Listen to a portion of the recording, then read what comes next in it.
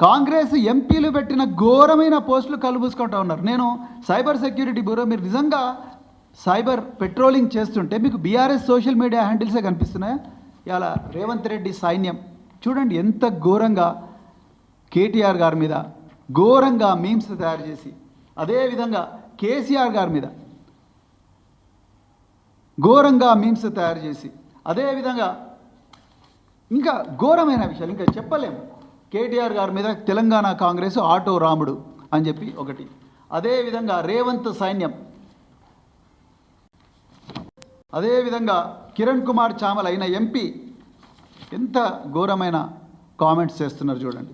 అదేవిధంగా నిన్నగాక మొన్న రేవంత్ రెడ్డి గారిని కేసీఆర్ గారిని పోలుస్తూ ఘోరంగా మనుషుల రెప్యుటేషన్ దెబ్బతీసే విధంగా తెలంగాణ కాంగ్రెస్ డైరెక్ట్గా సోషల్ మీడియా హ్యాండిల్లో చేస్తున్నది.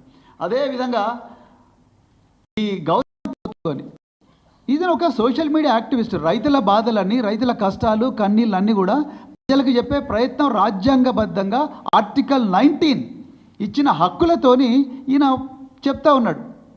ఈయన మీద ఎంత ఘోరంగా రాస్తారు. బాలిక అత్యాచారం కేసులో కేటీఆర్ ప్రధాన అనుచరుడు, ఇదా మీరు చెప్పేది? మరి వీళ్ళ మీద ఎందుకు ఎందుకు యాక్షన్ తీసుకోలేరు? Telangana Congress media social media activist కదా ఈయన. ఈ గౌతమ్ పోతగోని పోయి సైబర్ క్రైమ్ పోలీస్ స్టేషన్లో కేసు పెడితే కనీసం అక్నాలెడ్జ్మెంట్ కూడా ఇవ్వలేదు. Then where is your cyber policing? అదేవిధంగా మన్నే క్రిషాంక్, ఈయన మీద ఎన్నో అక్రమ కేసులు పెట్టిండ్రు.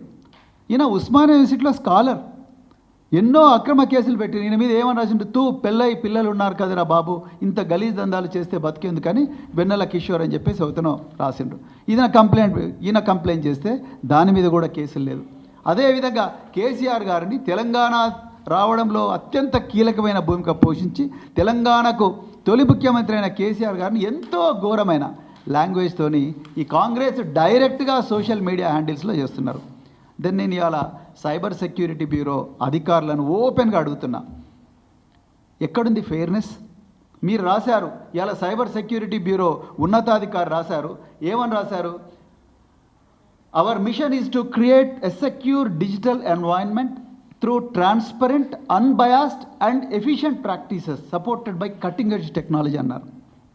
నేను అధికారులను అడుగుతా ఉన్నా, ఎక్కడుంది ట్రాన్స్పరెన్సీ? ఎక్కడ ఉంది ఇక్కడ అన్బయాస్డ్?